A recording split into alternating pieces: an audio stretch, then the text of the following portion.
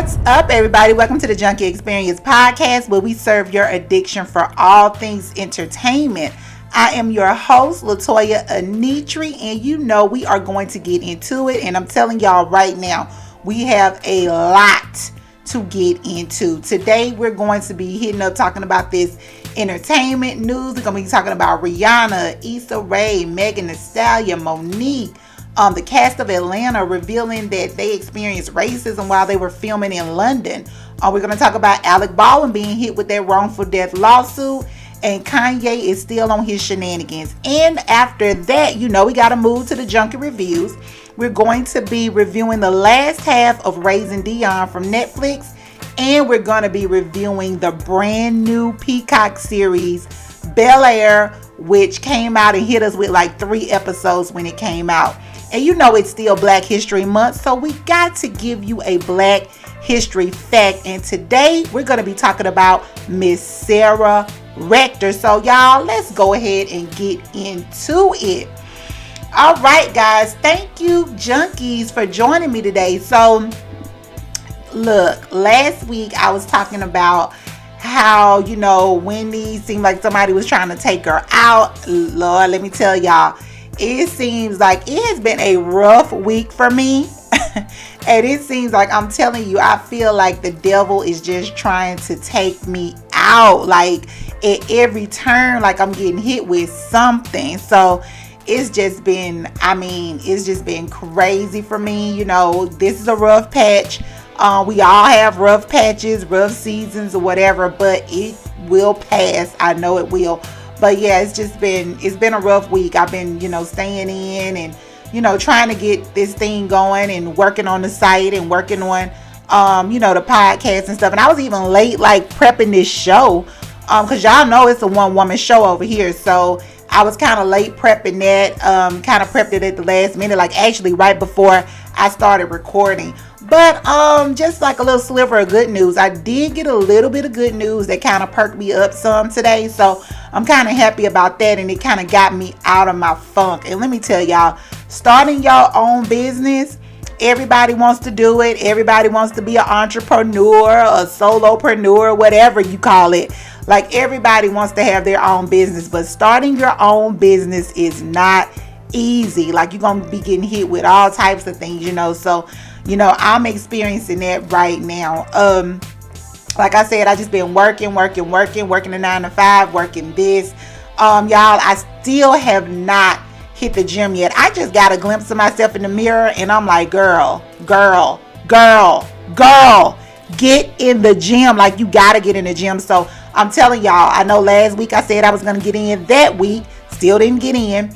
But I am going to be getting in this week. I got to do it. Like, you know, and that's probably, you know, affecting my mood as well. Like me not being in the gym, not releasing those happy endorphins or whatever. So, you know, but it's just been a crazy week. But like I said, I had been in the house working, got a chance yesterday evening to kind of take a ride around, you know, in the car. I hadn't been in the car in a minute because like I said, I just been in the house working. I work remotely with the 9 to 5, and you know, once I finish up the 9 to 5, I'm hitting the 5 to 9, which is this. So then I'm, you know, also working and just kind of bogged down and stuff. But yeah, I got out yesterday, got a chance to get some sun in my face a little bit, take a little spin in the car, and you know, got a chance to go around and do a few things or whatever, you know, hit a couple of stores and stuff like that. So, you know, it's like I said, I got a little good news that did, you know, perk me up and give me a little bit more hope. So,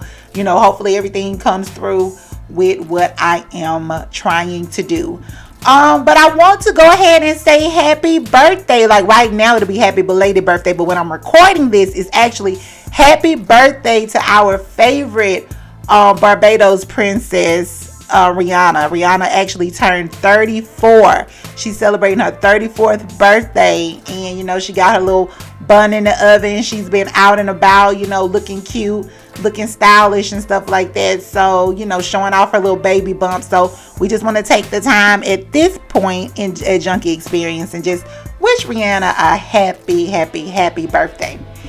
All right, y'all. So last week I know I kind of recorded early. I recorded before the Super Bowl actually aired, but I did watch the Super Bowl. I'm going to say I watched the first half of the Super Bowl. I'm just going to be honest. I watched the first half because all I cared about were those initial commercials and the halftime show, of course. Like, so that's what I'm watching. Like, I'm watching the Super Bowl for that. I know that the Rams beat the Bengals, but, you know, all I cared about was the halftime show and the commercial. So we're going to get into it. We're going to talk about this halftime performance. So during the halftime performance, you know, Dr. Dre, Mary J. Blige, Snoop Dogg, Eminem, all hit the stage. But we got a little surprise toward the middle because we weren't expecting 50 Cent to hit the stage. So yeah, 50 actually hit the stage and he came on like hanging upside down. He performed, of course, one of his biggest hits in the club, and he was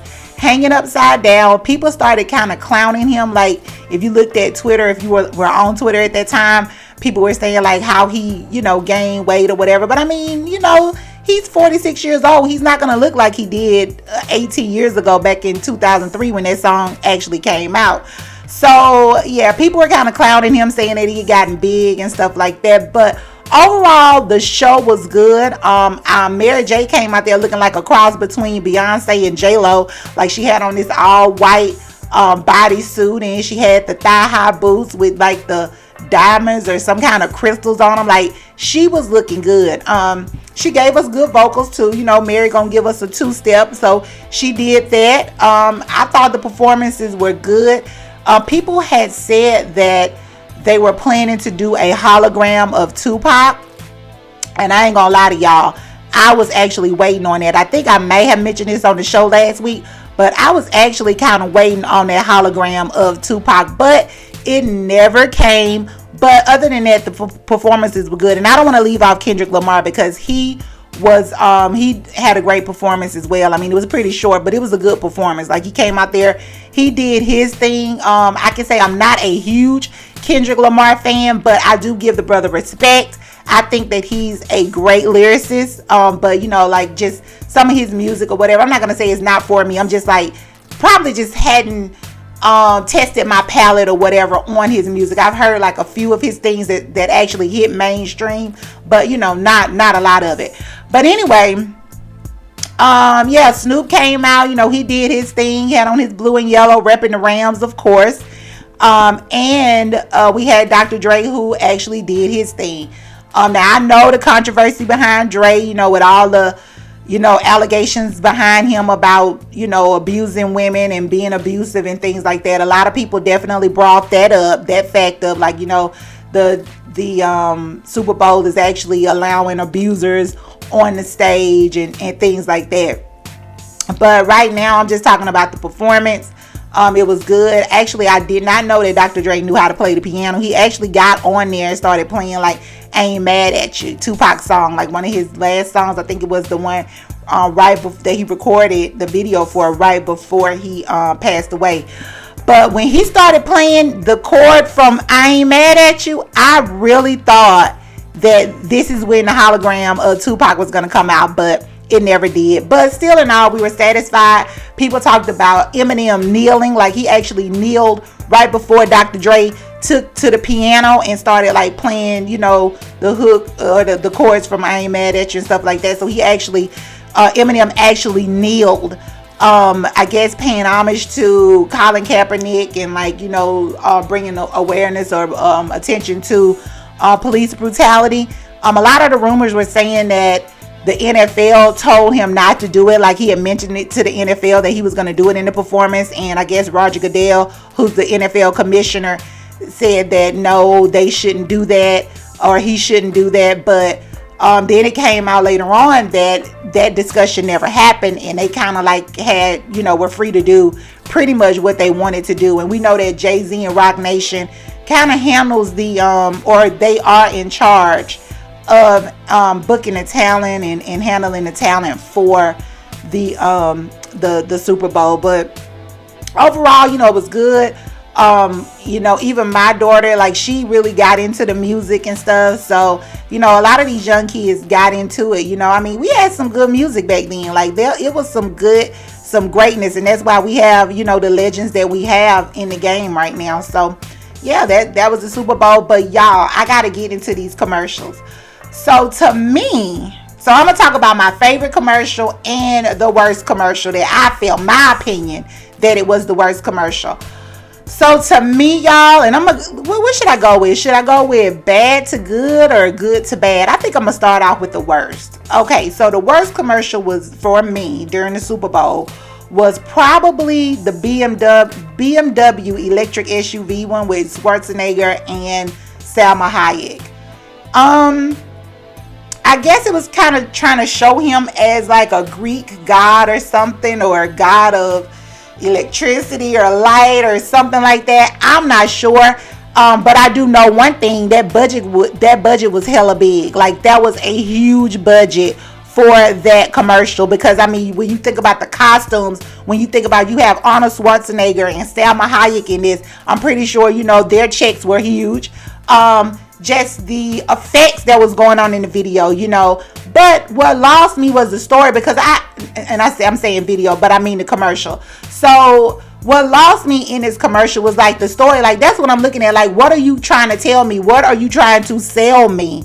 And it kind of took too long for them to get to the punchline, so to speak. But that was like the worst commercial for me. It was all over the place. To me, they were doing too much. The budget was probably too big, but it just didn't make any sense. It kind of fell short. And it was one of those ones that was forgettable, because nobody really talked about it that much afterwards. But that was just my take on that. To me, that was like the worst one. There were some other pretty bad ones, but to me, that sticks out as the worst commercial for the Super Bowl. And y'all know these spots were not cheap. They were saying that the Super Bowl commercial spots, the ads were going to be $7 million for like 30 seconds. So those 30-second ads, they had to pay $7 million. And you know, some of them went on for longer than 30 seconds. So shoot, they was really coughing up the money. But for those 30-second ads, yeah, $7 million per 30 seconds. But let me get into my favorite commercial of the night.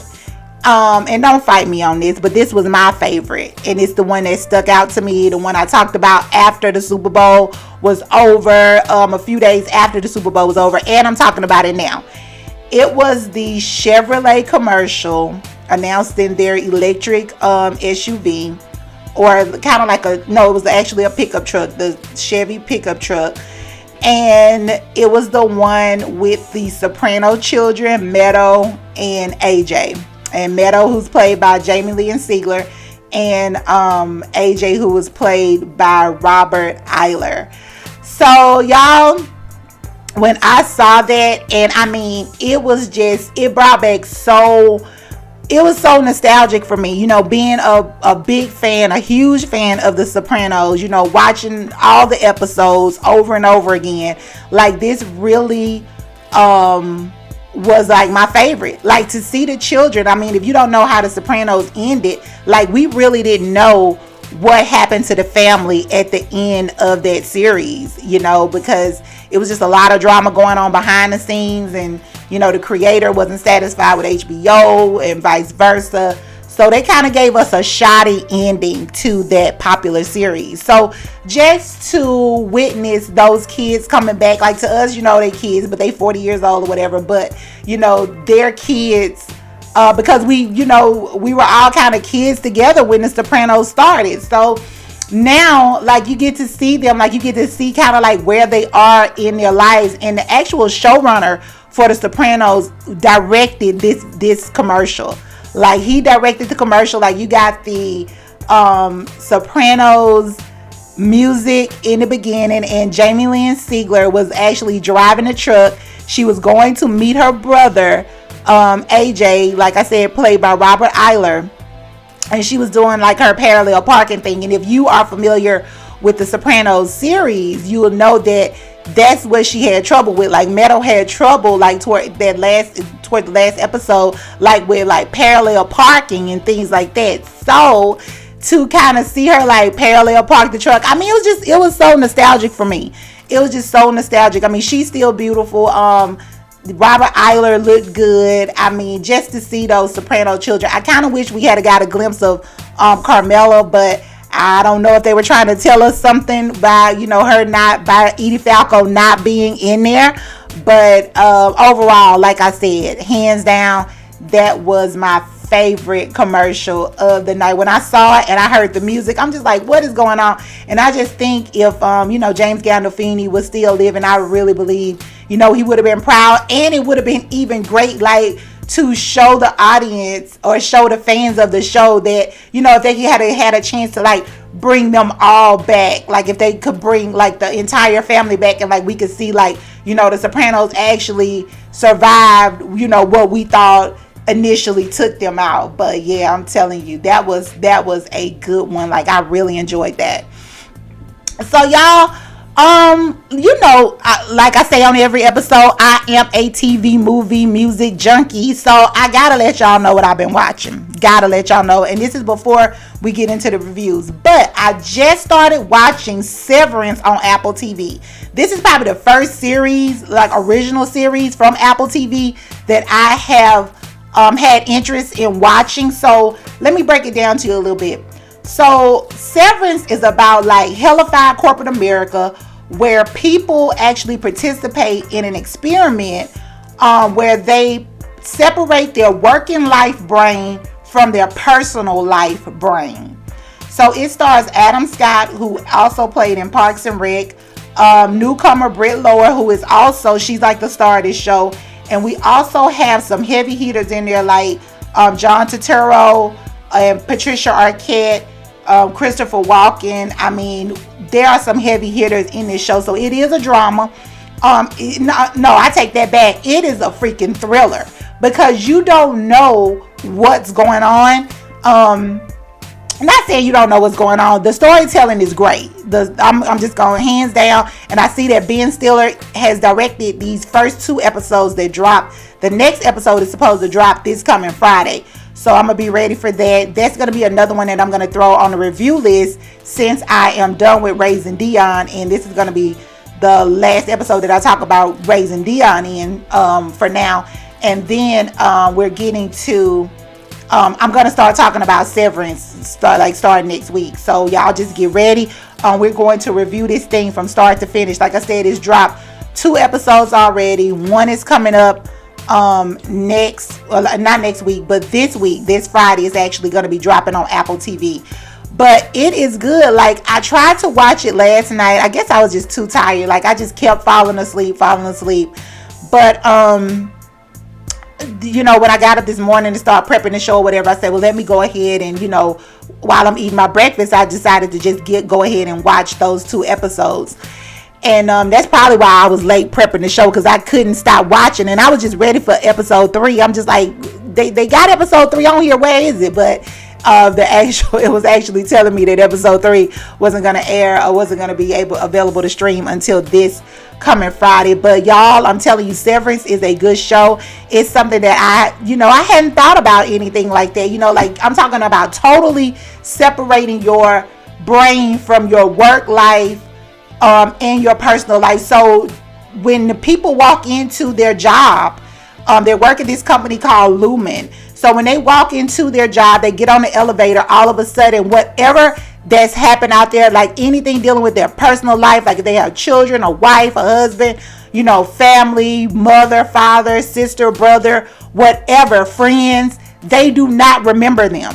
They don't know them. They don't know anything about themselves out in the regular world. Now, on the flip side, they go in, they go to work, they do their little job and stuff. And y'all, we got to get into it, because this job that they have inside there, that thing is weird.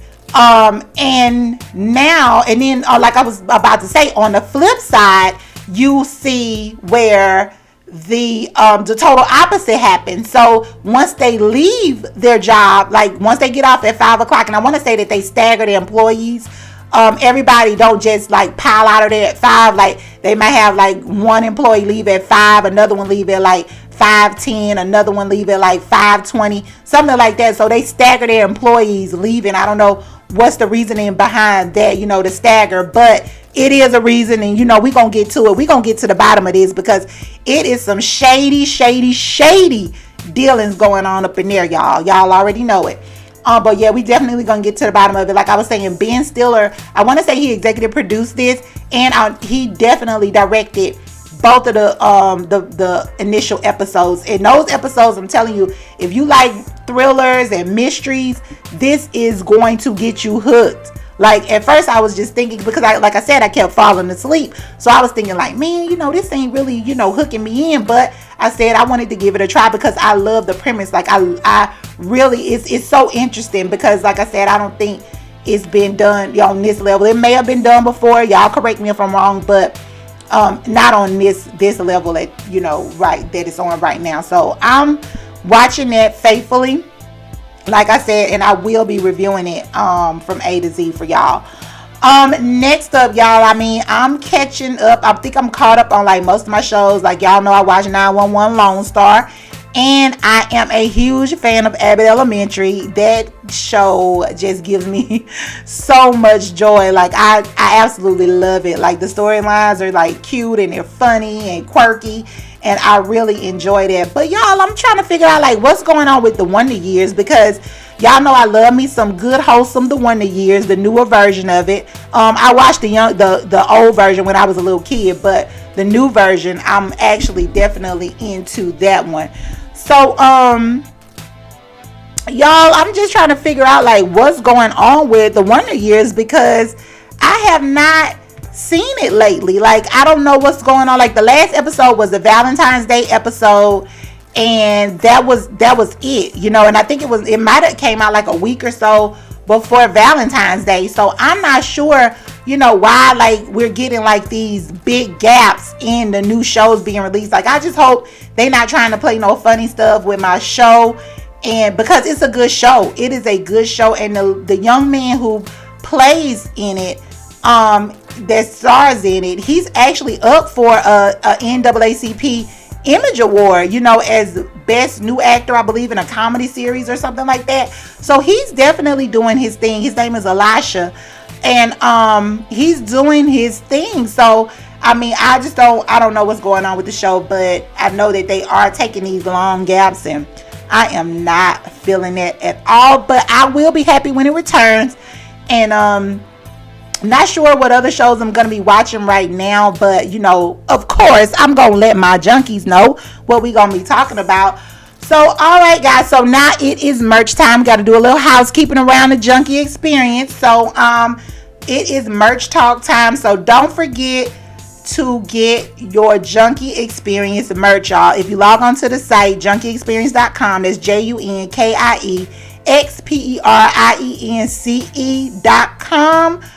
Make sure you check out the merch that we have. We have a ladies crop tee that's about $20. We have a unisex tee that's the same price, about $20. And we have a comfy, cozy little hoodie. So it is springtime, y'all.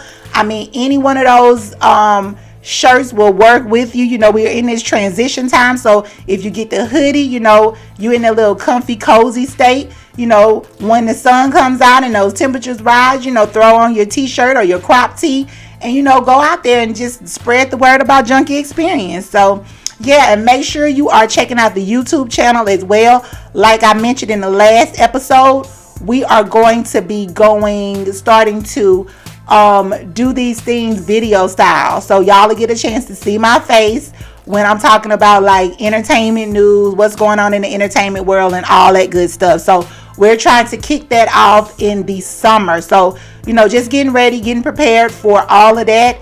I got a lot of new things coming for you guys, and I just want to say thanks for listening, thanks for your support and everything that you've been doing for Junkie Xperience. And last but not least, I want to talk about the HelloFresh meals. Y'all know that there's a code that's going to be in the description box of this podcast, and you will get a chance to get a little bit of money off HelloFresh if you want to like expand your palate and try something new. Check out HelloFresh. Like the food is so good. All fresh ingredients, at your doorstep. Like you cannot beat it. So, check out my code. And like I said, you could get a little bit of money off of HelloFresh if you choose to purchase. And y'all, let me tell you, I just had this succulent meal. And I was talking about it last week. So it finally came last Friday. I prepared it on the day that it came. It was the lobster tails with the shrimp, the cream fresh mashed potatoes with chives, and roasted broccoli. Y'all, when I tell y'all, that meal was so freaking delicious. Like, every morsel of it was just so good. Now, it took me a little while, and I was a little stressed out because I've had lobster before, but I've never cooked lobster before. So this time I had to actually cook the lobster. And that was kind of not challenging for me, but I ain't gonna lie, it was challenging for me. But it came out good. It came out perfect. I let my mom try some of it as well. She enjoyed it to the fullest. The shrimp was cooked to perfection. I mean, it was just an amazing meal. So guys, I'm telling you, I have learned so many things about cooking that I didn't know since I have started with the HelloFresh on my little HelloFresh journey. And when I tell you, I have even tasted things that I thought that I would not like. Like, I even went and bought those poblano peppers, y'all. Like, the poblano peppers that, because I'm not a huge pepper fan. I don't like a lot of heat in my food, especially spicy heat. I do not like a lot of spice. So for me to say, I'm going to purchase poblano peppers, they have to be good. Like, I know how to take the heat out of them now and just leave the flavor. So y'all, look, let me stop rambling.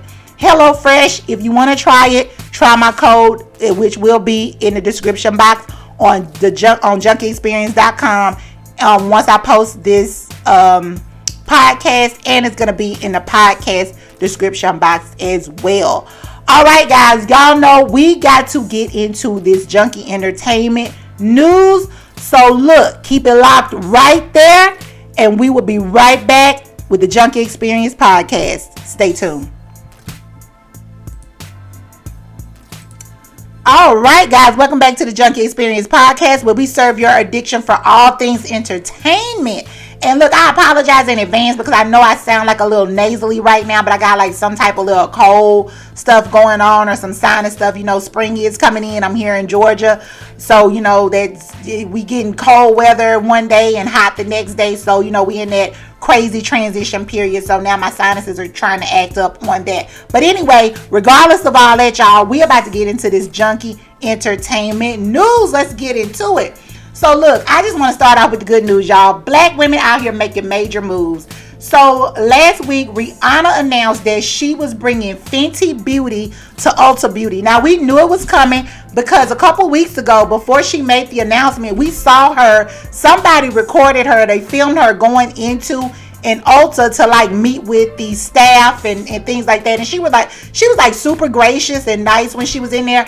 And I saw that, and then when I saw that, like, I started going on like Ulta Beauty to see like, okay, when is, I'm trying to go in there and buy me like some Fenty Beauty products because I love like the, right now from her, I use the fat water and I use the moisturizer, the SPF moisturizer. Like, those are my two holy grails from the Fenty skin line. Like, that's what I use, and I love them. Like, I love those two particular products. So I'm on Ulta, y'all, trying to figure out like, okay, let me get on here and type in Fenty Beauty. I don't see nothing. I'm like, wait a minute now. I thought Rihanna was, going in there to, I thought that, she was making a deal with Ulta. And so I'm thinking that the items, I'm thinking like Fenty is already in Ulta, but no, y'all, it is actually going to hit on March 6th. So be ready, like Fenty Beauty is coming to Ulta. And Ulta,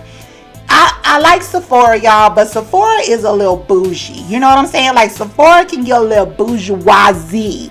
But Ulta, like, that's just like your everyday girl or everyday woman, store. Like, you pop in, you get what you need, pop out. And what I really like about Ulta is that they don't have like all high-end stuff. I feel like Sephora carries like all high-end stuff, and this ain't a beauty podcast, so we ain't gonna get into all of that. But I'm just ready, y'all. So when Fenty drops at Ulta. That's probably where I'm going to be making my purchases of the Fenty Beauty line and the Fenty Skin line. So Rihanna, you're doing your thing, girl. You get into the bag, keep it up. You know you got that baby to raise. You about to raise another little mogul just like yourself. So y'all just keep it up, girl. I mean, hats off to you. Congratulations, totally. Another congratulations goes out to another one of our loving sisters, and that is Miss Issa Rae. Y'all know Miss Issa Rae, the actress. She's not a comedian yet, but she's funny as hell.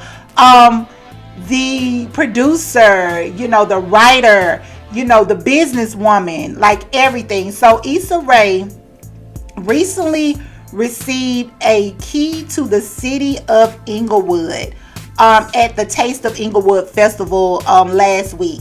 So yeah, Issa Rae was in attendance with her husband and, you know, the mayor of Inglewood, and the mayor of Inglewood presented her the key to the city. She is the first person to ever receive a key to the city in its 114-year history. So big ups to Issa. We know she's gonna have other things on the horizon. Her new show, they're currently working on that. I cannot wait to see what it is. Whatever Issa is doing, I'm definitely supporting, and it is so great to see her. You know, Inglewood, she's definitely, you know, shine a light on that city. She does, like, most of the Insecure episodes were recorded like primarily in Inglewood. Like whenever you see like the aerial shots and things like that, 9 times out of 10, you know, she was showcased in Inglewood, which is her city.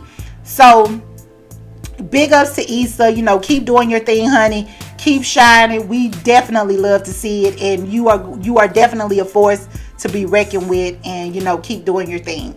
Next up, speaking of doing their thing, Megan Thee Stallion. Now y'all know Megan has been quiet for a little while, y'all, but she has recently come out and announced that she is going to be in a movie, like a movie coming up, and Megan is going to be starring in it. Like, they're saying, like, this is not no little bitty role or whatever. Like, she's supposed to actually be starring in this movie, and the movie is called fucking Identical Twins. So it's actually about these twins who are actually enemies, adversaries, or whatever you want to call it, who find out that they are twin siblings in their adult lives. So what part she's playing in there, we really don't know. They didn't get into the meat and potatoes of everything with the movie, but we do know that Nathan Lane, who is known, you know, for his Broadway acting and all of that, he's definitely in this movie, and it's a musical. So y'all, Megan Thee Stallion, she out here doing it. Like, she is doing her thing. Next up on the list, y'all, Monique. Yes, we got to get into Miss Monique. Yes, Miss Queen of Comedy herself. She actually hit the couch to talk to T.S. Madison on Fox Soul's new show, Turn Up with T.S. Madison. And we know how Maddie, if you've been following T.S. Madison, or you know who T.S. Madison is, you know that she loves herself some Monique. So Monique is probably like her biggest star to date, that's actually sat down on that show with her, because actually the show just started like a few months ago. T.S. Madison just got that show a few months ago, and like I said, she already has Monique sitting down, dropping all the stuff, you know, dropping all the info, the tea, or whatever you want to call it, on everything. So Monique did not hesitate. You already know your girl does not bite her tongue. So when she sat down on there, you know, she talked about, you know, just different things. She talked about the Netflix lawsuit and where everything was with that. She also mentioned, she also brought up, you know, the old story about her being blackballed from Hollywood after the whole Precious movie debacle. You know, like, she starred in Precious. She won an Oscar for Precious. The executive producers, who was like Oprah Winfrey and Tyler Perry, who came in on the back end, they wanted her to do press, but Monique was saying that, you know, she wasn't going to work for free. You know, she had agreed to do the movie because her and Lee Daniel were friends, and she got paid a $50,000 salary to do the movie, and that was going to be that on that. And, you know, once the movie got some fire under it, and, you know, like I said, these two big names attached themselves as executive producers, She, they wanted her to do everything, for free, going to the Sundance Festival, all of these film festivals and things overseas. And, they wanted her to do all of this on her own dime. So Monique was just not trying to hear that. So she actually talked about it. She actually deep dived a little bit more into it. And what really shocked me was what she said about Tyler Perry, when she said that he was the main force behind her being blackballed. So that's what I took from the interview, that Tyler Perry was the main force of her being blackballed from Hollywood. So yeah, y'all, I mean, go to Turn Up with T.S. Madison on YouTube, and you will be able to see the full interview. But Monique talked about how she had a meeting with Tyler Perry, and he encouraged her, urged her to go forward with the press tour for the movie Precious. And like I said, she just wasn't here for it. It just depends on, I guess, whose side you're on with this thing. We can see both sides of it, but I do tend to lean towards Monique's side a little bit more. We kind of stand with her on that. But she was just saying how manipulative he was, and how deceitful he was. And I'm just like, wow, like I never, you never would think, the man with the gospel stage plays would be, trying to handle a situation like this, or trying to force somebody into something that they didn't want to do, and not compensating them for what you needed them to do to promote your movie. So yeah, she talked about how he reached out to another director and tried to say that she was difficult to work with. And I think she said the director's name was David Talbert. I want to say that she was a difficult person to work with, and that, she needed to apologize. He felt like she needed to apologize to him and Oprah. Now, when she talked about Oprah, she kind of said that Oprah was silent in the whole thing. Like, Oprah didn't really say anything, and she definitely didn't say anything that was going to help Monique's case either. So I'm just like, Monique's story never changes. Like, she has been saying this for the past few years, ever since this has happened. She even said that she had a recording of Tyler Perry when he made a phone call to her and her husband. And she said that she recorded the conversation, and where he admitted that he was wrong for the way that he treated her. But, and she said she let some heavy hitters listen to it. She said Al Sharpton heard it. Kevin Hart heard it. She said Kevin Hart and Al Sharpton actually reached out to Tyler Perry, but he said that he would only talk to Monique, but he would talk to her without her husband being present. So, and we know that Monique's husband is her manager. So, but yeah, she said he didn't want to talk to her with her husband. So it was just a whole lot of mess, y'all, a whole lot of revelations. Like I said, things that I didn't know. I knew about the whole blackballing thing. I kind of, I had been following that when it first happened, but I didn't know that, all of this was going on. And I guess a lot of other people didn't know, but it was a good interview. Monique is funny as usual, but she's definitely going to tell the real. And like I said, go check it out, y'all. It's Fox Soul, Turn Up with T.S. Madison. So make sure you check that out when you have a chance. And another disturbing story, y'all, in other news, the cast of Atlanta. So we know the FX series Atlanta is going to be returning to FX on March 24th. So the cast of Atlanta and the writers, they were doing a winter press tour at the Television Critics Association, and they made some disturbing revelations during that press tour. So head writers Stephen Glover, who's also Donald Glover's brother. Donald Glover, we know he stars in the series Atlanta, and Stephanie Robinson, who's also a head writer on the show, talked about their experience while filming in London. So season 3 is going to be filmed primarily in London, and they were just talking about their experience when they were filming there. So they said they had like a racist experience of like horrific racism while they were there, and they kind of told a story of what happened. So basically, they had just touched down in London, and they were ready to, get out and explore the city. I guess, a few of them hadn't been there, and this is like the cast and the crew. They're getting ready to, get out and experience the city. And we know that Atlanta, or if you don't know, Atlanta's writers are all black. They have an all black writing team. And they were, like I said, getting out, trying to explore the city. They end up running into these 3 white residents of London, and they asked them, the cast, the crew, the Atlanta crew asked them about, like where was a good place to grab a drink or something to eat or something like that.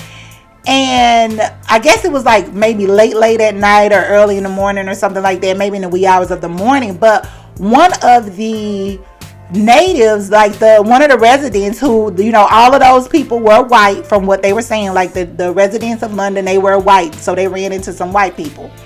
And it was 3 of them. It was 2 guys and a girl.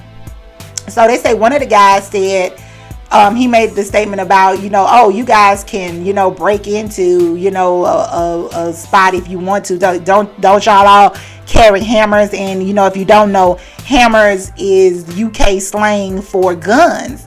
So basically telling them that they were, like pretty much saying like all black people carry guns or criminals or whatever. You know what I'm saying? Like didn't know them from anybody, but the guy made that statement.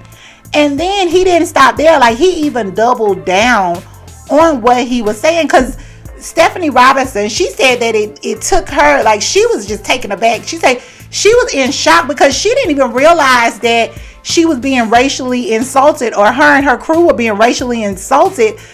She said it was like 5 minutes before she really realized what was being said. I mean, just straight up disrespectful, straight up, insulting. And I think, and they double down on it, saying something about, black people, going to jail and things like that. And then, to make it even worse. And I want to say, the white girl, she was actually trying to give them a location that they could go to and grab a drink or grab something to eat. And the guy who I guess had walked away at this point, one of the guys who had walked away at this point, while the girl was trying to give them, a location to a spot, the guy came back up and like grabbed the white girl up, threw him over her shoulder and started running away with her. And in the midst of him running away with her, he started saying something like, let me get you out of here before you get raped or whatever. And I'm like, wow, like, I mean, that's just, it's the disrespect for me. Like, I mean, it is a disrespect. And I even at one point had contemplated moving to London at a point in my life. Like, I just wanted, a different scenery, kind of like get away from America for a while or whatever. But I had contemplated moving to the UK at some point. Like once my daughter, graduates school and stuff like that, like I was thinking about moving to London. But I'm just like, wow, I'm like, it's just as bad over there as it is in America. But that was wildly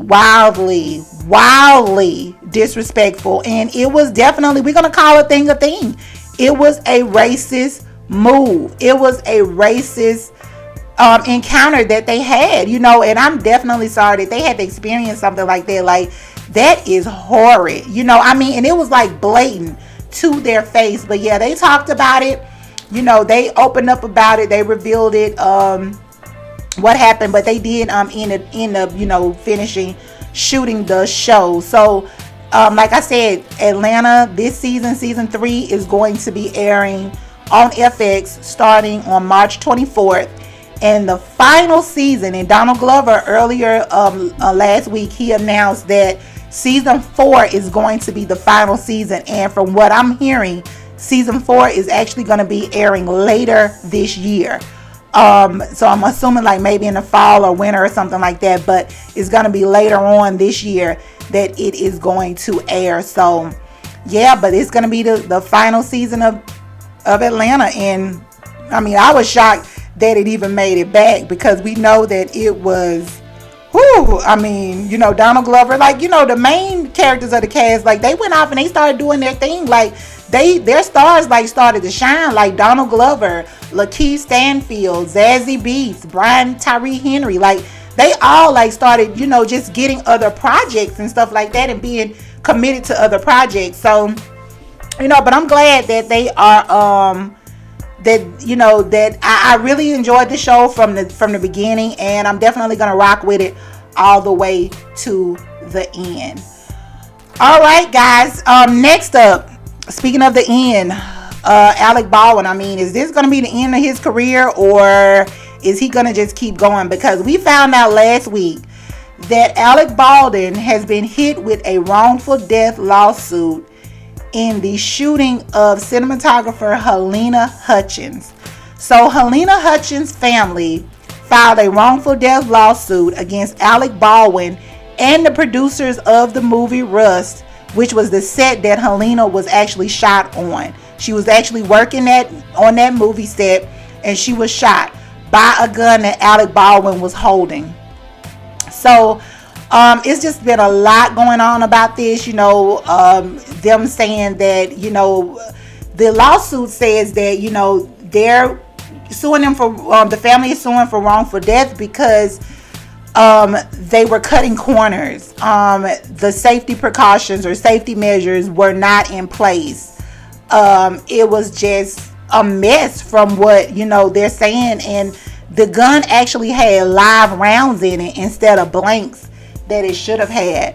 And they're saying that, so when this happened last, I believe it was like last October or November, Alec Baldwin was, you know, definitely blamed for the shooting, because not only did he shoot and kill Halyna, he also shot the director, what's his name? I think it's James Souza or something like that.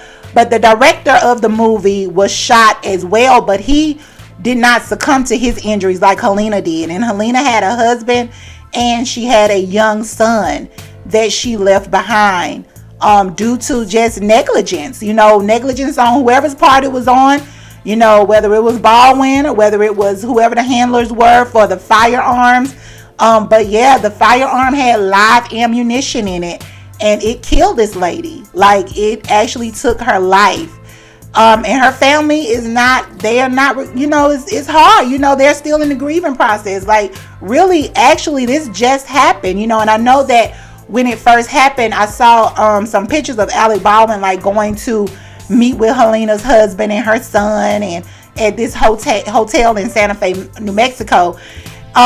I don't know if that was like a photo op, you know, for him to, like, you know, prove that, you know, he didn't do this on purpose, which, I mean, I'm not saying that he did it on purpose, but however, like, it was still a horrific thing to happen on a movie set. You know, I just imagine, like, that family, her husband and her son never in a million years thought that, you know, their wife and their mother would die doing, you know, her job as a cinematographer. Like, that was probably just unheard of, you know, for them, and, you know, until they got that horrific news. So we don't know what's going to happen with this, but I know that Alec Baldwin is named in this case as well. The case is against him and the producers of this movie. So I guess we're gonna see how this is going to turn out. Because, you know, and I'm with the family. Like, I think that, you know, they should be forced to pay up. Like, you know, I mean, it's not going to bring Halyna back. But, you know, it's not going to bring her back. But, I mean, some kind of way, justice has to be done. Like, that was really, really, really horrible. Just a horrible thing to happen. And speaking of horrible, y'all already know, Kanye West is still on his shenanigans. So Kanye has been ripping and running and ripping and just doing everything under the sun. Like, he has been using Instagram as his freaking diary. And I mean, we just been getting all the tea, child, from Kanye. It's a mess. It's a mess. So he's still out here hanging with this Kim K lookalike, Chaney Jones. I think him and her took a flight somewhere, either out of LA or in LA or something. But They took a flight together. You know, I don't know where his head is at. Like, he claims to want his wife back. He claims to want his family back intact, but he's out here running around with a Kim K lookalike and, you know, just you know, doing the most. You know, he is absolutely doing the most. He's doing that. He's running around with Chaney Jones. From what reports are saying, he's done with Julia Fox. Like, they are over, kaput, finito. Like, they are done, you know. But Julia Fox says she ain't shedding not one tear behind Kanye, because I guess she got what she wanted. You know, she got her 15 minutes of fame or whatever, because she just walked in like some major fashion show. I don't know if it was Karl Lagerfeld or somebody, but she just walked in like a major fashion show. So, you know, she got her little check out the deal, you know what I'm saying? And she got her a Birkin, and she got all her friends Birkin. So, you know, I guess she got what she wanted.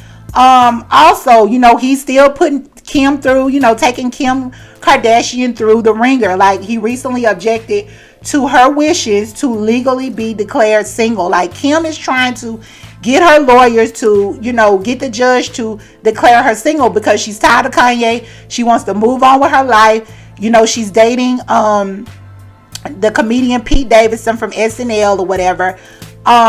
So, you know, she just wants to be, I guess, done with it. But I mean, you know, you got 4 kids by the man, 4 minor kids that are not going to be 18 anytime soon. So you still have to deal with him. So I don't know what's going to happen with that. Kanye has been banned from Saturday Night Live. Like, Lorne Michaels, the creator, owner, whatever he is, this man is just like been on Saturday Night Live or been over Saturday Night Live ever since it was a Saturday Night Live. So they have banned Kanye. Like, he will not perform there. He will not be welcome in the audience. He is just not welcome at Saturday Night Live, because he's wreaked so much havoc, you know, talking about Pete and, you know, just a mess. You know, like I said, Kanye is using Instagram. He's using social media as his own diary, his diary to the world. Like, he wants us to know everything that's going on with him, everything that's going on in his head. He wants us to know. So the latest is that he's been going off on Corey Gamble, who is Kris Jenner's, or was, I don't know what's going on with Kris and Corey's relationship, but he started going off on him and, you know, calling Kris a hero. So I don't know. Kanye is claiming that Corey and Kris, you know, are broken up, or he's insinuating that. But we don't know what's going on or whatever. But he called him, you know, the devil, and he's godless and all kinds of stuff on social media. It's just been a freaking whirlwind. Kanye is a walking, talking roller coaster ride. Okay, so he's done that, you know, going off on Corey Gamble. Now he is having his fans. So he came out last week. He said that his new album, Donda 2, which is expected to be released on tomorrow, February 22nd, he is saying that that album is not going to be available on your favorite streaming platform. So no Apple, no Spotify, no Tidal, no Google Play. It is not going to be on there. Instead, Kanye wants his fans, and probably his foes too, to buy this thing called a stem player. And it's like a little puck-shaped thing that lights up or whatever. It reminds me of some type of toy. I can't think of what that toy was, but when I was a kid, it was like this little toy that would like light up and stuff. And it was like round. It was like, you know, circular or whatever. So I don't know. But I can't think of that toy or whatever. But it reminds me of that. But it's like a little small disc-like mechanism or device or whatever you want to call it, that allows music to be played from it. So he is actually going to be storing Donda 2 into this device, and he wants you to buy this device. And it's supposed to like change up some things, you know, I guess music people know, you know, like maybe changing the drum beats, or, you know, it can like, I guess, customize the music for you in some kind of way or whatever. But mind you, the device actually costs $200. This little stem player is going to cost the consumer $200. So from what I've heard and what I've been reading, people are actually buying this device because Kanye, of course, braggadocious Kanye, he got onto his social media, his Instagram, and he posted like a sales report for the stems player. And it says that, and he is thanking everybody who's already gone out and purchased it, because he said that in the 24 hours since he had made that announcement, he made over, or the company or whoever he's manufacturing this through or whatever, him, because it's his thing from my understanding, that they have cleared over $2.2 million at that time. Now I'm pretty sure, because it's been a few days ago, so I'm pretty sure they have cleared more, and by, the anticipation of the album coming out tomorrow, I'm pretty sure a lot of Kanye's diehard fans are going to purchase this device to listen to it.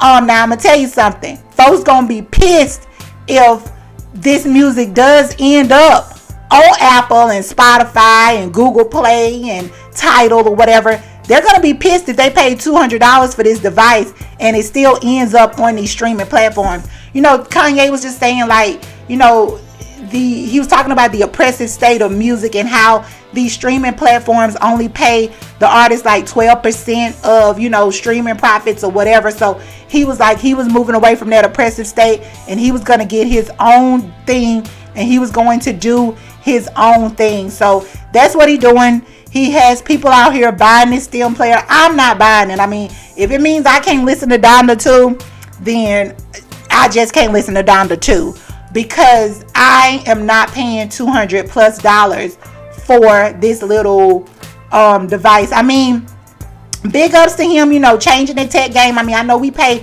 more money for, like people out here buying these PS5s or PS10s, whatever's out here, these PlayStations or whatever they got out here. People out here buying those things. We out here buying these $1,000 iPhones and stuff. But, I mean, it's good to see him like try to make something different or take a different approach to how people listen to music or how people, consume their music. But I'm just letting you know, Latoya Anitri is not about to pay the $200. Not right now. Like, I mean, if this becomes a thing, then yeah, I mean, we're going to have to like get with the program. But as of right now, it's a no for me, dog. Like, it is a no for me. But, I just wish Kanye would get, himself together. And stop with all of this craziness. Go ahead and get that lady her divorce. If she don't want anything to do with you, go ahead and just grant her divorce, so y'all can be done with that or whatever. But he's not doing that. Kanye is not backing down for nobody. That's just how he is. That's how he's been. So y'all, I just don't know. Kanye, like I said, he is an exhausting character, but he's in the news. Like, we have to talk about him and talk about what he has going on, because he will not let up. Like, he has his foot on our necks, y'all, and he has his foot on Kim's neck. So, whatever Kanye is doing, we're going to be talking about it on Junkie Xperience. So, y'all can just get ready. So, that is going to wrap up the Junkie Xperience entertainment news, or the Junkie entertainment news. And you know what time it is, y'all. We will be right back to talk about the Junkie Reviews. And in the Junkie Reviews, we are going to be talking about the last half of Raising Dion. And we're going to be talking about the brand new Bel-Air off of Peacock. So y'all stay tuned to the Junkie Xperience Podcast. All right, junkies, welcome back to the Junkie Xperience Podcast, where we serve your addiction for all things entertainment. And you know what time it is. It is time for us to get into our Junkie Reviews, y'all. So, last week we talked about Raising Dion on Netflix. This is a show, a superhero show that is produced by Michael B. Jordan. It stars Josiah Young, Alicia Wainwright, Sammy Haney, and Jason Ritter. So we talked about the first half of it, which was episodes 1 through 4. It had 8 episodes. So now we're going to talk about the 4 episodes at the end of this show. All right. So in episode 5, so we know that Nicole goes down into the sinkhole near Dion's school to find out what's going on. And she gets into a fight with one of those plant zombie people. And she gets penetrated with like a green spore that's going to eventually turn her into one of those plant-like zombies if it doesn't kill her first. So, Nicole is doing the most. And sometimes, I know, Nicole tries to be a good mother to Dion. And, she wants to shelter him from a lot of things or whatever. But she keeps too much from him. Like, even when she got hit with one of those green spores or whatever, she, found herself, getting sick from it, and, went to the lab to figure out what was going on, found out what was going on, and, she kept that from Dion. And Dion is just tired of her, like, keeping everything from him, like, trying to protect him. He was like, look, I'm growing up. You got to start treating me like a man, even though he's still little. He ain't but 10, y'all. But, Dion wants to be treated like a man or whatever. So, of course, she keeps things from him. Then she sends him off to a cabin in the woods with her sister, Kat, and Dion's trainer, Tevin, I guess trying to protect him or whatever, because she's scared, something may happen to him. So she sends him out there while she and Suzanne and everybody in the lab try to figure out how to help her, trying to see, what's going to happen with her since she got, hit with the spore or whatever. So while they are at the cabin, Tevin is out there training Dion because he's his trainer, and also don't forget, Tevin is sweet on, like the old folks say, the old Southern folks say, he is actually sweet on Dion's mom, Nicole. So he gets out there, he's training Dion, at this point, like he's training him, he's, just showing him the ropes and stuff. So they're out there at this cabin, by a lake or whatever. And y'all, Tevin almost gets mind controlled by that force that's in Brayden, because Brayden is out there lurking. He has crows bringing him messages and all this kind of stuff. So he's out there lurking, and then Tevin, because Brayden can control that force inside Brayden, can control a person's mind. So Tevin almost gets mind control, but he thwarts it. Like he pushes it back. And if I hadn't let y'all know by now, y'all know how I do. Like, we talking about spoilers. Like, if you hadn't seen it, we are going to be talking about spoilers. So Tevin actually thwarts the mind control that Brayden's force is trying to put on him. And he catches himself before, because the force is trying to tell him to kill Dion. So Tevin, he blocks that junk, because we know, like, he can put up this wall or whatever. So he blocks it. He doesn't harm Dion. He tells Dion to run. Then we see later on, in the next episode, we see Brayden goes and gets into Pat's head, because if you remember from last season, we actually saw Pat. Pat is the reason that Brayden's dad is dead, and so once Pat was defeated by Dion and his mom, and then Michael B. Jordan's character, which is Mark, his dad, when he was defeated by them, then that negative force actually got inside of little Brayden at that time. But we know, like, Brayden wasn't always like this. He was just like, cute little boy, living on a farm with his family and stuff like that, until this evil force came and, like, consumed his body. So Brayden actually goes to the lab. Well, he doesn't go to the lab. He actually gets into Pat's head, and he confronts him about the dark force, and he confronts him about killing his father. So, Pat is like, oh, no, I didn't do this. That wasn't me. So Brayden just straight up tell him, he say, look, you can stop playing with me, because I know that you desire to have this dark force back in you, like you want it. Like, I can read your mind. I know what you're thinking. I know what you're feeling. But Pat was like, no, I don't want this back in me. Like, you're lying. Like, you tripping. Like, I don't want this back inside me. But whatever. So Suzanne, we still trying to find this cure for Nicole, because we want Nicole to live or whatever. So Suzanne allows Pat to, since he kind of knows the force and knows what's going on, and he was a scientist as well before he got caught up in with the dark force last season. So she allows him to help them try to create a cure for the green spores, or try to create a cure for Nicole. And they tested it on another subject that was like the plant like zombie or whatever. They tested it on him. It actually started working, but then all of a sudden, bam, the zombie died or whatever. Like, it passed away. So then, Nicole didn't want to take it at that point, because she thought, she was just gonna, like, die on the spot. But Suzanne told her to go ahead and just take it in increments. Like, don't take it all at once. Just take it kind of like in increments, so it can, like, help her. But Nicole was gonna die anyway from what she had or whatever, what she was from the green spore. So because she would rather die before she turned into, like, that zombie thing. So she was just like, well, I'm gonna let it help me. I'm gonna let this elixir or this potion or whatever you want to call it, or this vaccine help me, so I won't, fully turn into this thing. But she knew that eventually it was going to kill her, like it had killed the test subject that they tested it out on. So Nicole, her time is winding down at this point. She finds out, she realized that, she has 3 shots to take. So every time like she gets into this excruciating pain and starts feeling this excruciating pain, she has to take a shot. If not, she's going to be weak. She's going to be in the bed all day, and she's going to be on her way to turning into this monster. So she takes the shot to like kind of hold it off, but the shot is actually going to, kill her like it did the test subject. So anyway, she realizes, she's down to her last shot. She only has like, a few more hours left to live. So she decides to take that time that she has left to like spend it with Dion, showing him how to make the pancakes he loves, just spending time with her son or whatever. At this point, Dion knows, that something is wrong with her. He knows that, she's sick and things like that.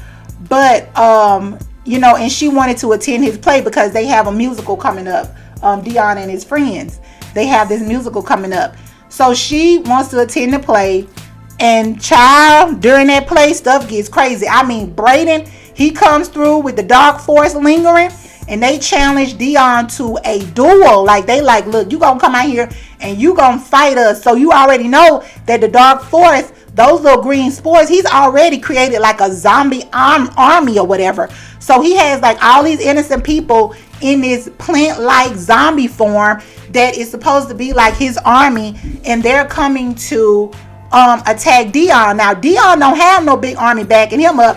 All he got is his mama. And and she done took this shot now, so she got her energy back. So Nicole ain't no joke. Like, she can fight, like she can scrap. Like she was fighting them off left and right, when the army started coming up or whatever. Like, she was definitely fighting them off. But it just wasn't, enough of them. So it was like a bunch of army people because of the zombie people, because those spores were just going out, flying around in the air, and they were getting into people and turning people into these things, and the people didn't know what was happening to them. So anyway, Dion, he decides that he's gonna jump down in this thing, and he took the last shot that his mom had. So he took her shot, her vaccine, and he went down there and found the root of that plant where where those green spores were coming from. And baby, when I say he jammed that thing with that vaccine, and pushed the contents inside it, then all of a sudden, like that sinkhole, like it just blew up. Like, we knew Dion was just gone. We thought that was the end of Dion, but no, it was the end of the plant. And once Dion did that, the plant actually, the people, the zombie like people started like turning back into their human form. Like, everybody that was out there to like kill Dion and kill his family and his friends and stuff, they started turning back into themselves. Like, they started realizing, like, they was like, what the hell is wrong with me? Like, what's going on with me? So they started turning back to themselves, and suddenly Nicole had been cured as well. So yeah, but I'm telling you, things had gotten crazy. But during the fight, Brayden was, he was, like I said, he was bringing the zombie army. And then Dion, once Brayden got close to each other, he started like trying to urge Brayden to come from under that dark force, and to come back to himself. He was like, I know that you're in there, Brayden. He was like, just come back to yourself. So Brayden released that dark energy. And once, that dark energy was released from him, because I guess it's just his mind over matter. Like, his mind was more powerful. So once that dark energy was released, then of course that energy had to find another host. And guess who that host was, y'all? Guess who it was? It was Pat. Pat was the host once again. So Pat is still the villain, y'all. He is still the villain. And let me tell you something. When that dark force came to him and was like, let me get inside your body. Oh, baby. Pat was welcoming. He was welcoming with open arms, because, he got to the point where he could, he wanted to have that power or whatever. So just like when Brayden had confronted him, when Brayden had gotten in his mind and confronted Pat about wanting that dark force in him still, and he denied it, that was all a lie. Pat did want that dark force to come into him again. So now, he feels, omnipotent or whatever. And he almost killed Suzanne and Kat, because, Kat was over there trying to help them, figure out a cure or whatever. And once he realized that power was back, and Suzanne crazy tail trying to stand in front of the door to stop him. And I'm like, look, you better get out the way. So Kat snatched her out the way, and he blew the door open, almost blew her up. So it was a mess, y'all. But by him being having this force again, or this dark force within him, it definitely sets us up for a season 3. It sets us up for a season 3. And I'm gonna tell you, with the epilogue from this season here, in the middle of the credits, y'all, if y'all have watched the show, in the middle of the credits, don't just turn it off real quick, but in the middle of the ending credits, it shows Pat, the show transitions to Pat being this super evil villain or whatever. He got the blonde streak going down his hair, his head, and then he has on the villain costume, of course. And then all of a sudden, this hero rolls up on Pat or whatever in a whirlwind. And when the hero reveals himself, he reveals himself as the mind mover. And we know, if you watch the show, that's what Dion called himself, was the mind mover. So this has to be a flash forward. And this is a flash forward to little Dion all grown up, because this mind mover is actually a grown man. So I'm assuming that it's little Dion all grown up in a different, maybe little Dion from another universe. I don't know how they're gonna play it out. That would be cool if it was him from another universe. But I just, I'm ready for it. I am ready, and I just hope that it does not take another 2 years for this show to come back. We know the pandemic stopped it, when it was supposed to return, and it took us 2 years to get it back from the first time that it aired. But I just hope it doesn't take another 2 years to get this show back, which, if everything goes right, it won't. But I am ready to see, is this a new mind mover, or is this Dion all grown up, or is this Dion from another universe, or from a universe or something from the future? Is this future Dion, or is this another mind mover? I am so ready for it, y'all. I am ready. If y'all watched Raising Dion, definitely let me know in the comments on JunkieXperience.com when I post this podcast. Let me know what you thought about it, and how you felt about the show. All right, guys, it is time now to get into our second review of the day, and then we're going to wrap the show up with our Junkie Black History Fact of the week. So, but before we get into that, we are going to get into this second show. And y'all, when I first heard about this show coming out, when I first heard about this whole thing being birthed, you know what I'm saying? I was just so into it. I was just ready for it. So y'all, we are going to be reviewing Bel-Air, which is primarily on the Peacock network. So you have to have Peacock, y'all, in order to see this.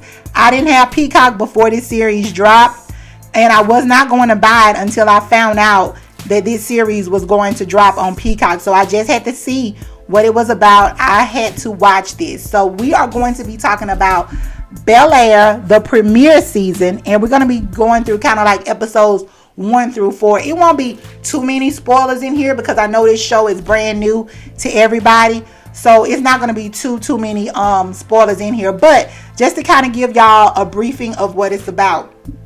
So Bel-Air is a dramatic take on the 1990s hit sitcom The Fresh Prince of Bel-Air, which starred Will Smith. So there was this young man who decided that, of course he loved the original Fresh Prince of Bel-Air, But he wanted to, in his mind, it kind of went to like, okay, what if this show was a drama? How would it be?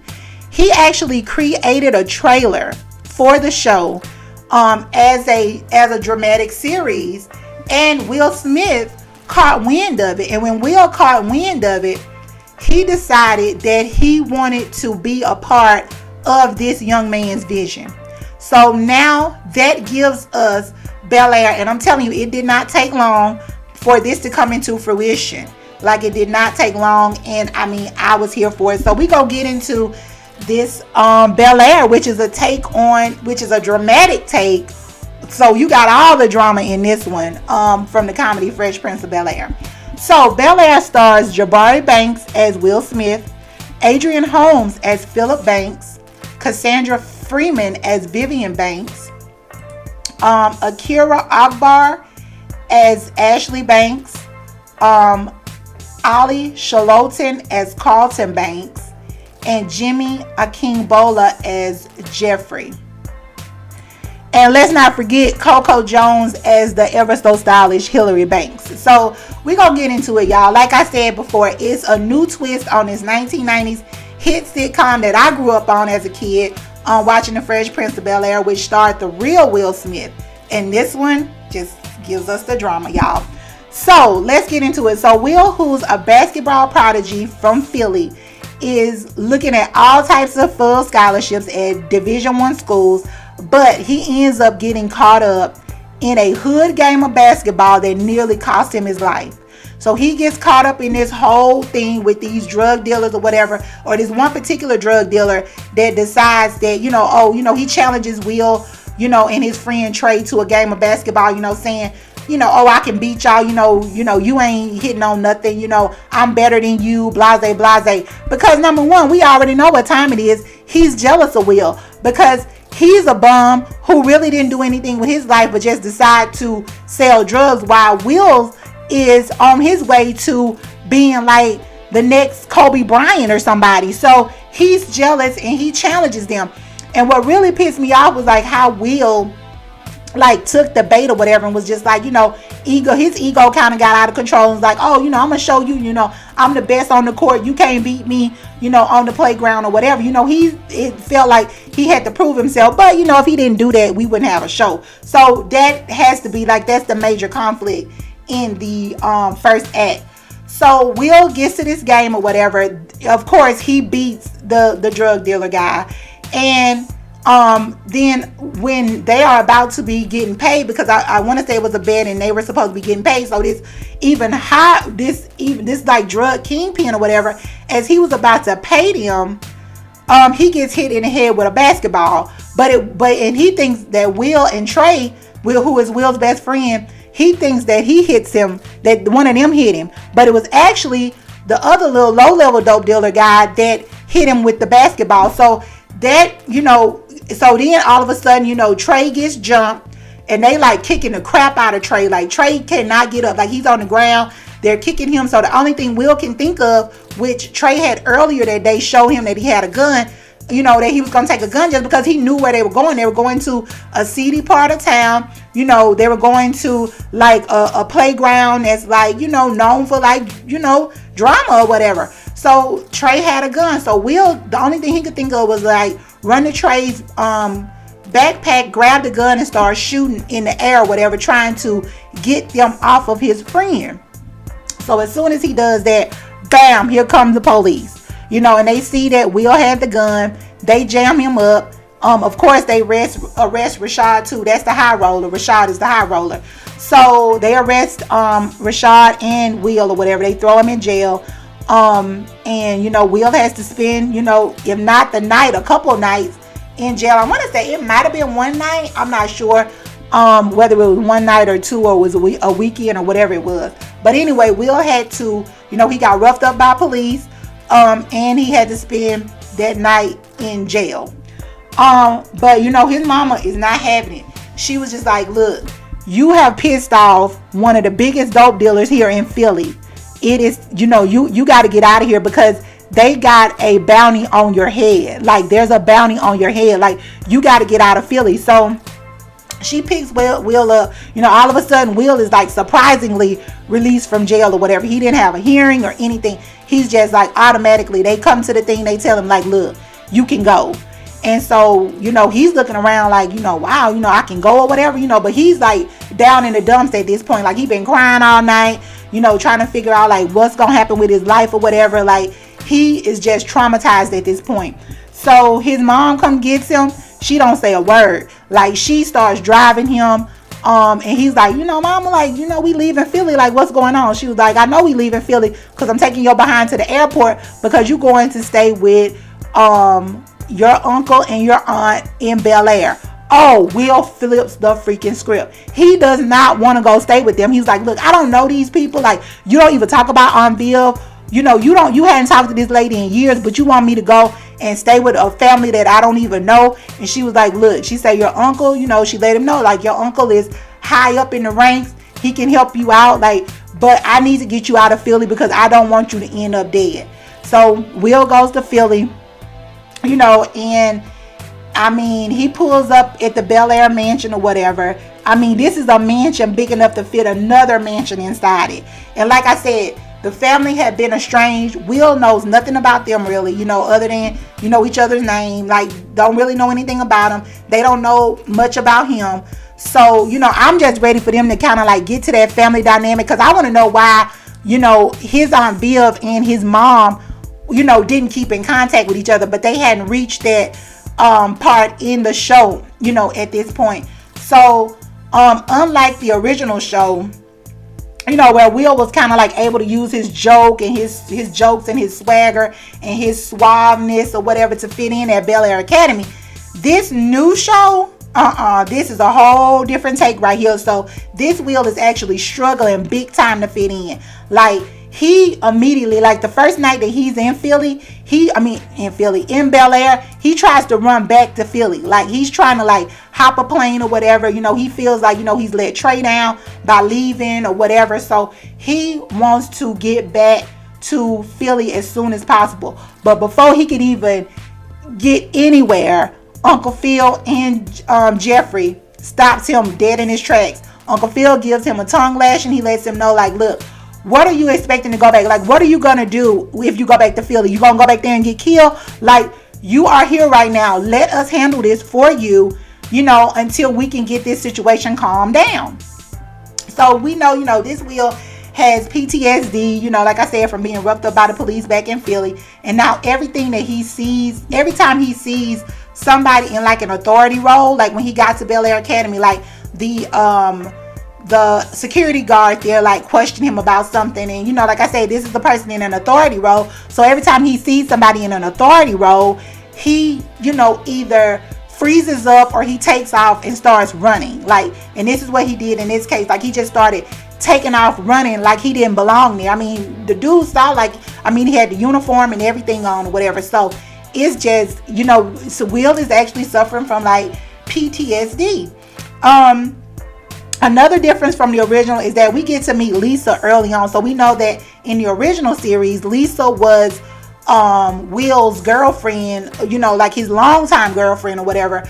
But we didn't get to meet her until like later on in the season. Like, she wasn't in there because we know, Will was a womanizer. He had like girlfriend one week, another one the next week, another one the next week. We know how he got down on the actual comedy series. But on this one, we get a chance to meet Lisa early on. And we come to find out that Lisa actually used to date Carlton. And we're going to get into Carlton a little bit later. But Lisa used to actually date Carlton. But Will is not worried about that. Like, he is still, it does not stop him from flirting with Lisa. And Carlton is pissed because I'm thinking Lisa dumped him because, Carlton has his own issues, y'all. Like, he has some major issues. So, while the other family members, like, of course, Aunt Viv, Jeffrey is the first one he meets when he gets there. Then he meets Aunt Viv, she welcomes him in. She introduces him to Hillary. Hillary takes him up because I think at that point, Uncle Phil is like having like a soiree outside because he's actually running for the district attorney position. And he's having a soiree outside, and as soon as Will gets there, so Hillary takes him upstairs and she finds him a nice suit to put on to, attend the soiree or whatever. So she welcomes him with open arms. Then he meets he goes out there. Once he's fully dressed or whatever, he rolls up on Uncle Phil, and Phil is like talking to like some people that he wants to donate to his campaign. You know, Will is coming out there like all brash or whatever, you know, with that Philly swag. And, you know, Uncle Phil is like trying to like hold him off a little bit, but you know, he's welcoming him in at the same time. But you know, Uncle Phil is like, look, I gotta get to this business. Like, I'm trying to be the next DA, so don't play with me, don't come up here messing up nothing. So then Will goes and he meets Lil Ashley. You know, Lil Ashley, you know, cute and quirky or whatever. And then finally he meets up with Carlton.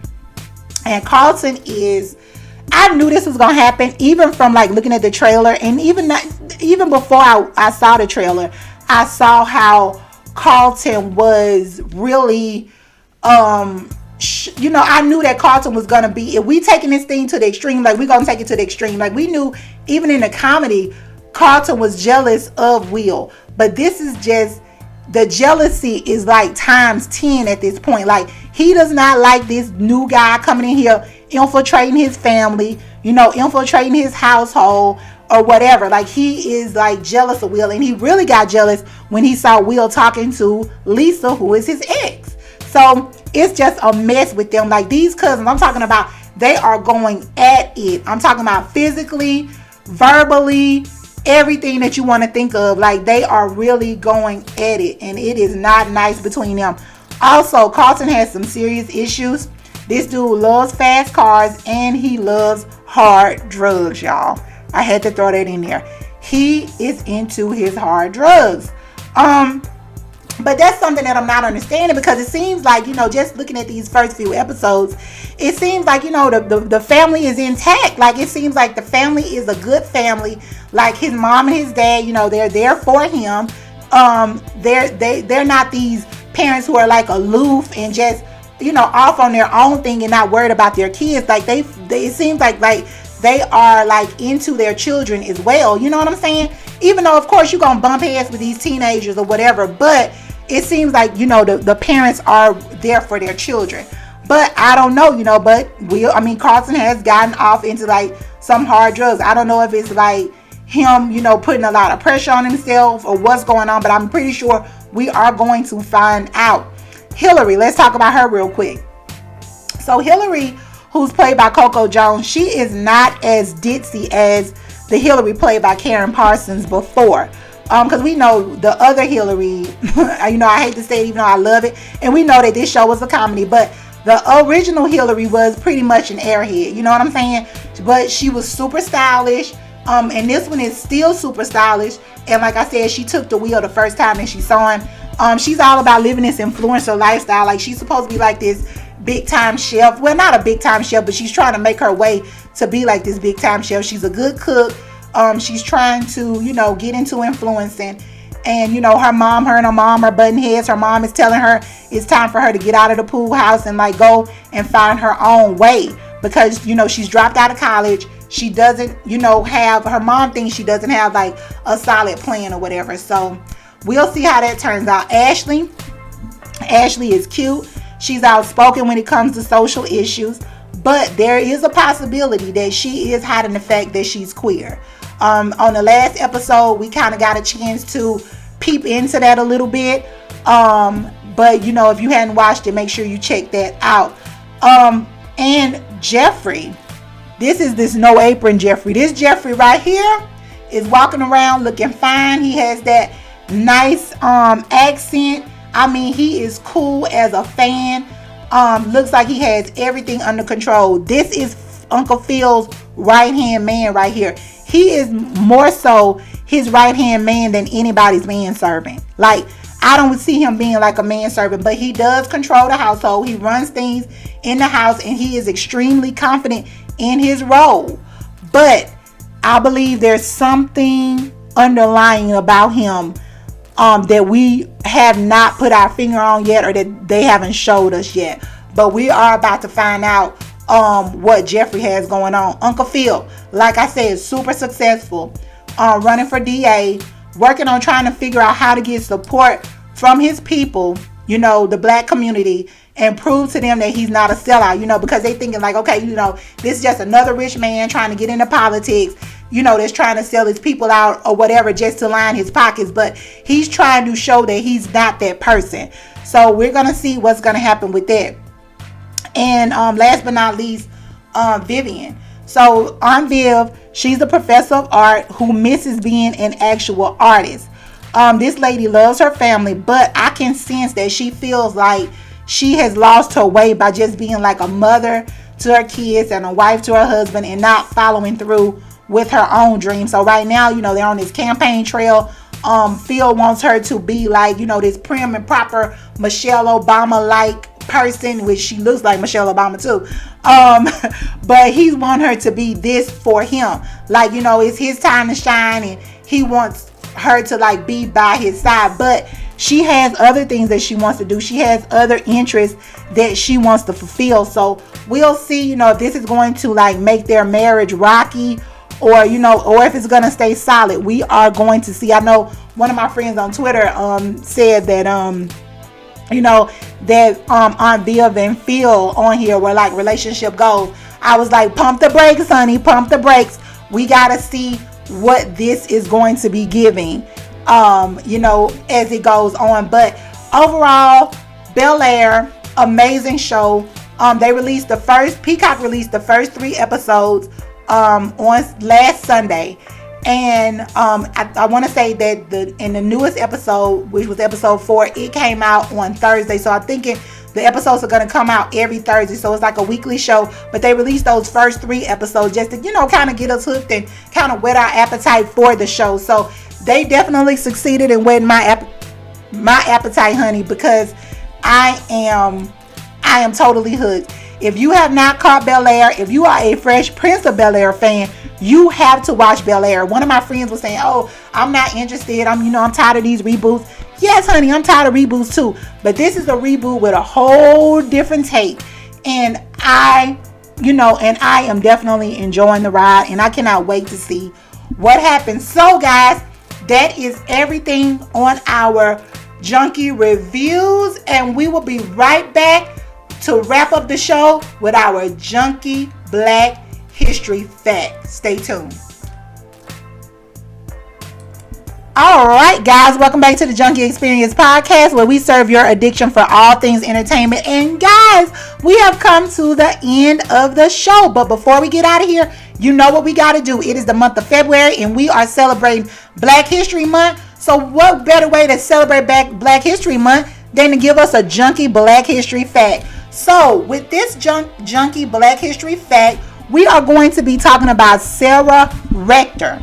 So Sarah Rector became a multimillionaire, oil baron, and the richest black child at just 12 years old. She was so rich that Oklahoma legislature legally declared her to be a white person. Wow, y'all, legally declared her to be a white person. So let's get into it real quick. So Sarah Rector was born in 1902 in Oklahoma to Joseph Rector and Rose McQueen. They were African descendants of the Creek Nation Creek Indians before the Civil War, which became part of the Creek Nation after the Treaty of 1866. As such, they and their descendants were listed as freedmen, thus entitled to land allotments under the Treaty of 1866 made by the United States with the 5 civilized tribes. Nearly 600 black children, or Creek freedmen minors as they were called, were granted 160 acres of land each. This was a mandatory step in the process of integration of the Indian Territory with Oklahoma Territory to form what is now the state of Oklahoma. The parcel of land allotted to Sarah Rector was located in Glenpool, 60 miles from where she and her family lived. It was considered inferior, infertile soil, not suitable for farming, with better land being reserved for white settlers and members of the tribe. The family lived simple lives, but not in poverty, but the $30 annual property tax on Sarah's parcel of land was such a burden that her father petitioned the county court to sell the land. His petition was denied. Y'all already know they felt like this land was like useless or whatever. So no, they weren't trying to do this black man a favor. So his petition was denied because of restrictions placed on the land. To help cover this expense, in February of 1911, Joseph Rector leased Sarah's parcel to the Standard Oil Company. In 1913, the independent oil driller B.B. Jones drilled a well on the property which produced a gusher that began to bring in 2,500 barrels of oil a day. Rector began to receive a daily income of $300 from this strike. The law at the time required full-blooded Indians, black adults, and children who were citizens of Indian territory with significant property and money to be assigned well-respected white guardians. So they didn't even want these children's black parents to be over them or have guardianship over them. They would rather assign white guardians to these children who was getting this type of money, like this significant money or whatever. So in October 1913, Rector received royalties of $11,567. As soon as Rector began to receive a lot of money, there was pressure to change Rector's guardianship from her parents to a local white resident. That is some straight up bull, y'all. Straight up. So given Sarah Rector's wealth, the Oklahoma legislature declared her to be a white person so that she would be allowed to travel in first-class accommodations on the railroad as befitted her position.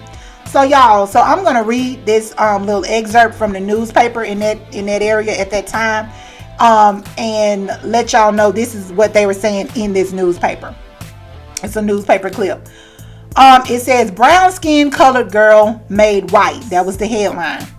It says, Oklahoma, which passed a law declaring all Indians white, is about to make an Afro-American young lady the same hue on account of her millions. She will be given special privilege to ride across the state in a Pullman car where it is denied others of her race. So because of her wealth, they're going to declare her a white girl. And she could have accommodations or be accommodated with things that were totally off limits to any other black person who did not, have that particular wealth. That was so crazy. So Rector was already a millionaire by the time she turned 18. She ended up leaving Tuskegee with her entire family and she moved to Kansas City, Missouri. So y'all, that is our Black History fact of Sarah Rector, who was a multimillionaire oil baron and the richest black child at just 12 years old. All right, guys, so that is going to wrap up the Junkie Xperience Podcast for this week. Thank you guys so much for listening. Make sure that you visit us on JunkieXperience.com. That's JunkieXperience.com. Make sure you go over there and visit us for all the latest in the celebrity news, like celebrity news, movie reviews, music reviews. They are all going to be over there on JunkieXperience.com.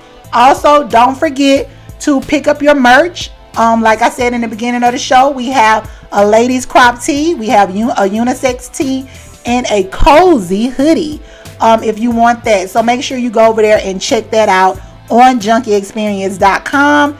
And I want to thank you guys so much for rocking with us and listening to the show and the dedication to the podcast.